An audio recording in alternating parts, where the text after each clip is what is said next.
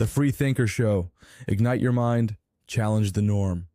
Man, sometimes I feel like this whole job market's one big game of whack-a-mole, Like, bam, new tech. Yeah. Bam, old skills are useless.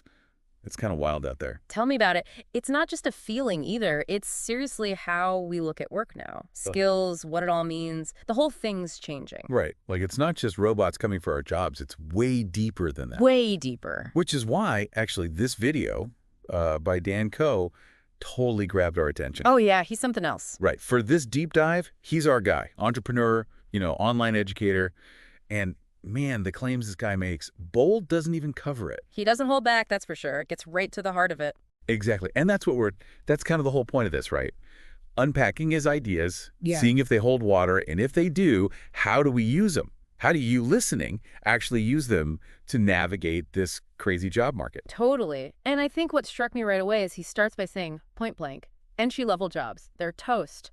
Gone. Yeah, he even uses that whole Elon Musk Twitter thing as an example. Yeah. Like, Musk buys Twitter, then what? Boom, huge layoffs. And I think that's what makes people panic. But I will say, it's not that entry level is gone. It's more like the bar's gotten seriously high. So what, you need more skills to even be considered entry level now? Basically, those roles that used to be entry level, they want experience now, specific skills. It's not just showing up with a good attitude anymore. Wow. So no more coasting on the basics. Got to be ahead of the game from the get-go. Pretty much. And hold on to your hats, because he doesn't stop there.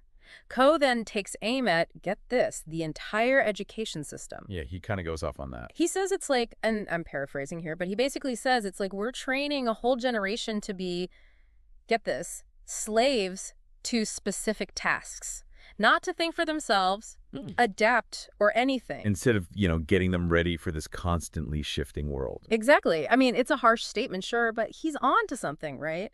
Look at how we're taught, even now. It's all about memorizing facts, following the rules, not about being adaptable or, heck, even figuring out what you're passionate about. That's a whole other conversation. Right, but it makes you think, doesn't it? Like, about your own education. Did it actually give you the tools to set your own goals, to navigate a world where, let's be honest, the ground rules are changing all the time? It's a good question.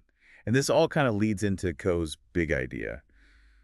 The future, the real future of work, is people who build their own one-person businesses. Right. And get this, he compares it to, wait for it, the caveman days. Cavemen? Seriously? Seriously. And it makes a weird kind of sense. Okay, I'm listening. So his point is, even with all this crazy technology, it still boils down to one thing: value exchange. You have something other people want, skills, knowledge, a solution to their problem. That's how you succeed, whether you're bartering for furs or selling software online. So he's not saying everyone needs to become like Richard Branson overnight. Right. It's more about the mindset. Exactly. It's that entrepreneurial spirit, taking charge of your own career, spotting needs, and figuring out how you can fill them. So job security isn't about clinging to some company. It's about what you bring to the table. 100%. You're adaptable, you're resourceful, you make yourself valuable, you're golden.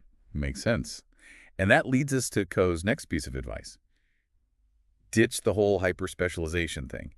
Instead, become, and this is a new one for me, a deep generalist.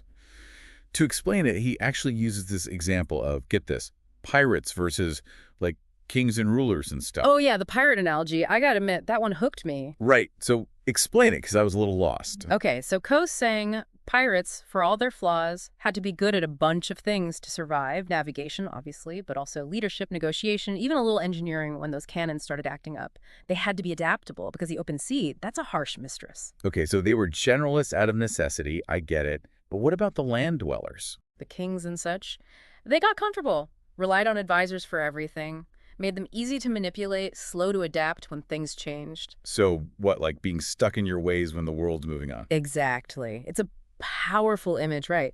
The adaptable pirate thriving in chaos, the rigid ruler, well, not so much. It really drives home why having a variety of skills is so crucial these days. Totally. But, and this is important, it's not about being a jack of all trades, master of none either. It's about having that strong foundation of transferable skills, communication, problem-solving, critical thinking, and then understanding how different fields connect. Coe actually compares it to that guy, Buckminster Fuller, the architect behind those geodesic Oh, dome. right. I know those, the ones that look like giant golf balls. Those are the ones. So Fuller, he combined geometry, engineering, design, all these different things to create something totally groundbreaking. So it's not just knowing a little about a lot, it's being able to combine those things. Bingo. It's about connecting those dots, applying knowledge in new ways. That's what makes a depth generalist so valuable, especially now with AI and automation changing the game. Speaking of AI, Co has a, shall we say, unique take on the whole robots are coming for our jobs thing. He's certainly not afraid to stir the pot, is he? Not at all. So he's saying that AI won't replace everyone, just those who, and I'm quoting him directly here, deserve to be replaced. Yeah, that's classic Co. A little provocative, but if you dig deeper... He's got a point. What he means is people who are stuck doing repetitive, easily automated tasks, those are the ones that need to worry. Exactly. He's not being mean. He's just challenging us to look in the mirror and ask, what am I doing that a robot could easily do? And more importantly, how do I level up my skills so I'm doing the stuff AI can't do? So it's less about being afraid of AI and more about figuring out how to use it to our advantage. Exactly. AI can be a tool, a way to free us from the boring stuff so we can focus on creativity, strategy, the things that actually require a human touch. That's a really interesting way to look at it. Okay, this is where it gets really interesting. So we're talking AI, automation, the future of work, and Co comes out swinging, saying the most profitable niche, it's you. Yeah, I can see how people might hear that and think, oh, great, another self-help guru telling us to manifest our destiny. But hold on, there's more to it. Right. It's not about being self-centered or trying to be some Instagram influencer. Yeah. It's about realizing that, yeah, your experiences are valuable. Exactly. Those struggles you've had, the problems you've overcome, the skills you've built along the way, that's gold. Someone out there is facing those same challenges, and you've got the map. You've been in the trenches. So how do we turn those experiences into a thriving business then? Co lays out this whole system based on something he calls, and I kid you not, Coase Law. Yeah, named after himself. Gotta love the confidence. But hey, if it works, it works. So what is Coase Law exactly? Give us the rundown. In a nutshell, it's this. Creative work evolves to earn more in the time allotted for its completion, meaning the better you get at something, the more value you provide, the more you can charge. Okay, I like that. So how do we put Coase Law into action? First stage is client work. Even if it's not glamorous, it gives you the experience, builds your portfolio, and, let's be real, starts putting money in your pocket. So like even if it's just side gigs, freelancing, whatever, that counts. Totally. Think of it as your apprenticeship. You're learning the ropes, figuring out what the market actually needs, what people are willing to pay for. Got it. Stage 2, what's next? Stage 2 is building your audience. Co's a big believer in the power of writing, blog posts, social media, anything to get your ideas out there. So like content marketing, that sort of thing. Exactly. It's not about writing a novel, though. It's about sharing your journey, your insights, finding your people. Okay, building your tribe makes sense. What's stage 3? Evolving those offerings, moving from one-on-one client work to things that scale. Group coaching, online courses, creating products that generate passive income. So working smarter, not harder. I like the sound of that. But what do those higher value offerings actually look like? Co breaks it down into two main paths, skill-based and development-based. Okay, so like traditional skills versus more personal growth stuff. Kind of. Skill-based is more straightforward. Learn a marketable skill, offer your services, web design, copywriting, marketing. You know the drill. Makes sense. But he doesn't want us to get too nichey, right? Exactly. Hyper-specialization can be lucrative in the short term, but it makes you vulnerable. What happens when AI can do your very specific job? Or the industry changes and suddenly nobody needs that anymore. Scary. Which is where development-based comes in. Co talks about those 4 eternal markets, remember? Health, wealth, relationships, happiness. Oh, right. Those are always going to be relevant. Exactly. People are always going to want to improve in those areas. It's timeless, but it's also constantly evolving, so there's always room for new approaches. And this is where those personal experiences really come into play, right? Like you've been there, done that, and now you're sharing your journey to help others. Exactly. We connect with authenticity. People who've been in the trenches, who've struggled, and come out the other side. Way more relatable than some guru who's always had it all figured out. 100%. It's about progress, not perfection. And when it comes to actually getting started, Co has some great advice if you're feeling stuck. So where do we even begin?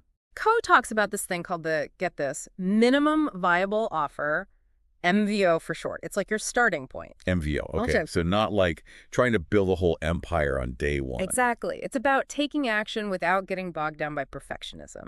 Your MVO could be like a 1-hour consultation, a short ebook, a 5-day email course, just something to get your foot in the door. Right. Test the waters first. Yeah. See what people respond to before you build the whole shit. Exactly. And once you've got that MVO, goes big on content. Content is king, right? We hear that all the time. It's true, though. Social media, email, even a little paid advertising, if you're strategic about it.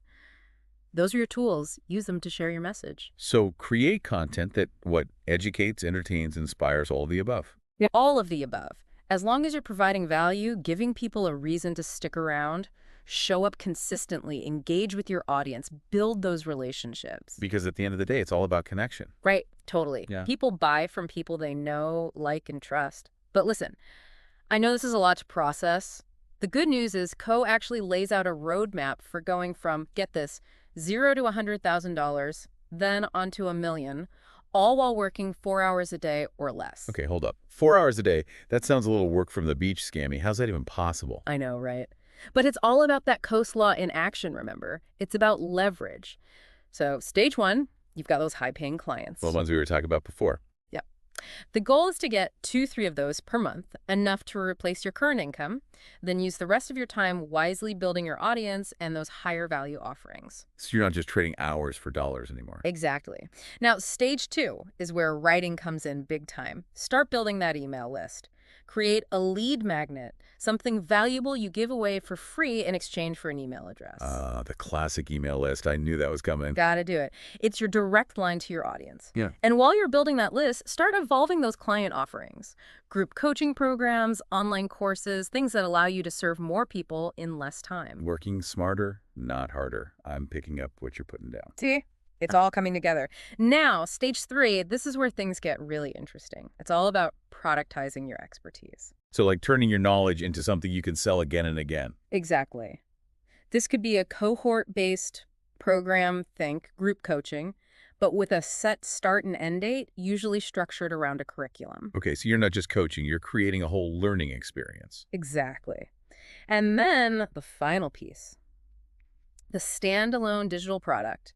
An online course, an ebook, a membership site you build at once, and it can sell for years. That's the dream, right? Passive income. It's totally achievable. And because you've built up those other income streams, you've got the time and resources to create something truly amazing without stressing about money. This is where that whole Coase law really clicks. You're not just trading time for money anymore. You're building assets, creating impact, and designing a work life that actually fits you.